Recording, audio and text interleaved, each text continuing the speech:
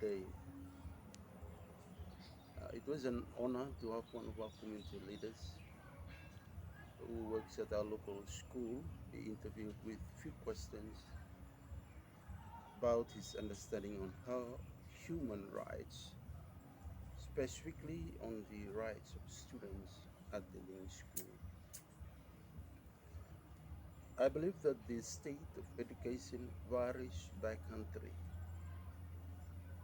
In some countries, all students receive a higher quality education and are surrounded by individuals who value education, such as teachers, parents, and government officials. Regardless of where students live, I believe there are some fundamental rights that all students have when it comes to education. Before proceeding further, I'd like to welcome our guest this afternoon, and so we'll ask him to introduce himself and at the same time discuss his actual work and how important it is to those with whom he collaborates, as well as the student body. Thank you. Yeah, good afternoon. My name is Jeffrey Pitangasi, and currently I'm the head teacher of Segi Primary School. I have been working and holding this post for about 12 years, and one of my responsibilities as the head teacher is I must make sure that all students attending Segi Primary School learning something from the teachers every day. Also, all teachers must attend to their classes as this is the legitimate duty. In addition to that, I am responsible for the school administration and with always focus on the school daily operations. Thank you very much, Mr. Jeffrey, for that introduction. Now we'll move straight to the three key questions for this interview. What are some of the human rights that you are defending in your capacity as a headmaster of Sege Primary School, Mr. Jeffrey? Oh, thank you so much. Yes, first, human rights are about equality, dignity, respect, freedom, and justice. For example, of rights, including freedom from discrimination, the right to life, freedom of speech, the right to marriage.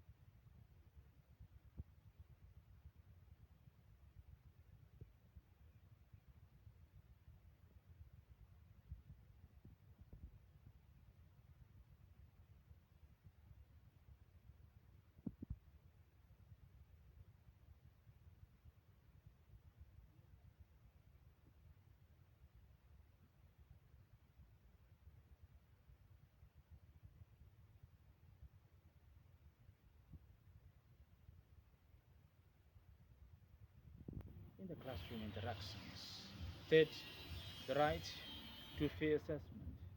One of the most common complaints that standardized tests is that they do not provide a fair assessment of students' learning. In fact, The schools should create assessment that can help students learn more effectively. There are two common assessment types exercised in our school, the formative and the summative assessment. This assessment type is shown the whole child's formal education development, both in and before primary. Thank you. Thank you very much, Mr. You were claimed that the air is a student right.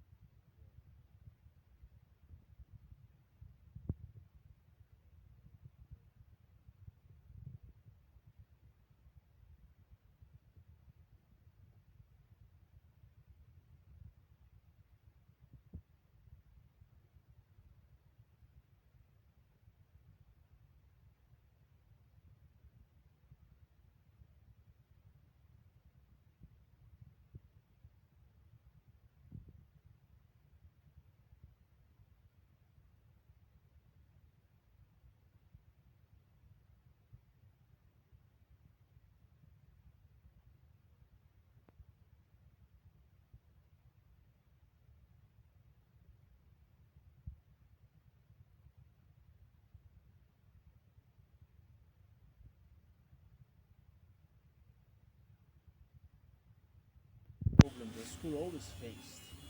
At the beginning of every year, recruitment of quality teachers becomes a dilemma for the school administration. Secondly, maintaining discipline. Maintaining school discipline is difficult due to the general disconnect between 21st century students and school administrators. Students today are raised in a modern environment, and it takes patience to raise them correctly. This can result in classroom management becomes tough for the teachers. So, in reality, poor classroom management is one of the most difficult challenges for the school administrator. Thirdly, the absence or absenteeism of teachers. Absenteeism is a school raised as a result of lack of discipline, too many distractions, mental health issues, and bullying, all common causes. Students are also discouraged from attending um, due to a lack of friends. All this can badly result in non-attendance in classrooms. And fourthly, the involvement of parents. Parental participation in schools and with children is essential. Students who have parents who are involved in their school activities and to talk to them about the day at school and what they learned, that they outperform their peers. Students are calmer and report being able to concentrate better in classes. This is because their parents always involved in mentoring their children about the advantages of having a good education. Thank you. Yes, Mr. Jeffrey, you raise some concerns and challenges you face in Norway as the headmaster. Like you mentioned something on the recruitment of the quality staff, maintaining discipline, lack of attendance, and as well as parental involvement.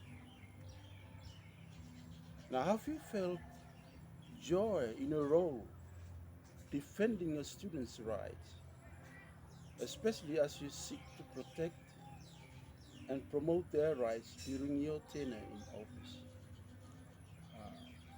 In reality, I went through a lot of things, which is part of the fun of being a student rights advocate. It is it is reasonable to negotiate with staff as we develop programs to meet the needs of students. Enjoy the interactions with parents who enable their entire staff to support children and create a strong visions for our students' learning. This means that in order to promote quality learning, staff and student relationships can be viewed as important. Thank you very much, Mr. Jeffrey. Now, to conclude, obviously, from the key questions raised, They basically focus on the rights of the students. It is encouraging to know that Mr. Jeffrey, the headmaster of Segi Primary School, is politely defending the right of the students to learn, the right to a qualified teacher, and the right to a fair assessment.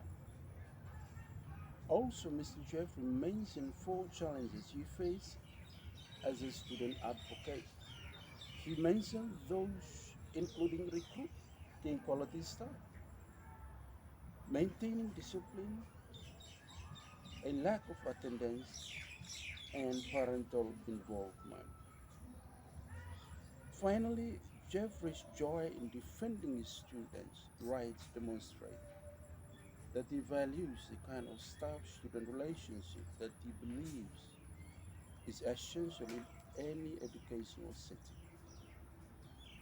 In short, I'd like to thank the interviewer again for coming and answering the questions this afternoon. Also, thanks to our cameraman for covering this interview. Thank you so much.